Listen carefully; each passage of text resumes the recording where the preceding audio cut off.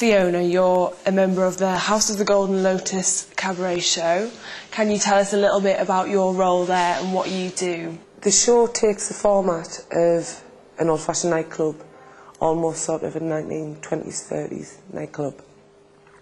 So the whole room's dressed and you're greeted by people in costume, and we want to make it a full rounded experience. And then at small intervals between the shows, there's a tent at the side of the stage, which is where the freaks reside, and we're kept in there.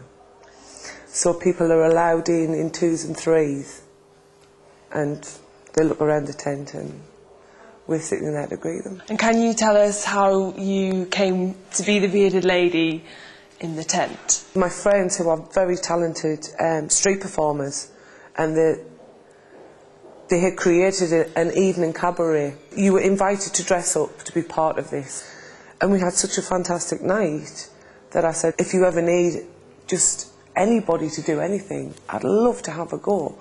But obviously they're very talented singers and gymnasts, and I just thought, actually there's nothing really I can do. But I've kept in touch with them, and I helped, you know, with the sets and things like that. And eventually I got a call and said, well, actually we have found something for you to do. Would you be a tattooed lady? Fine. But when we got together and we talked about it, and everyone was allotted the characters, we decided, well, there will be people who come that probably have more tattoos. It's so mainstream that it won't shock anybody anymore. So then the beard came into it. And what sort of a reaction do you get from people when they come in and see you all dressed up with a big long red beard on and all of your tattoos and everything? Generally, we've had a few people that get a shock and kind of aren't sure what to do. But most people sort of come in and then they get the joke straight away, and they realise, you know, that none of it's real, but the intention's just to, you know, give them a bit of a fright, and most of the time they're fascinated.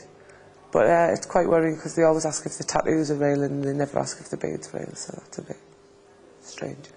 You're also a student at Sunderland University. Would you like to tell us a little bit about what you do here, what you're studying?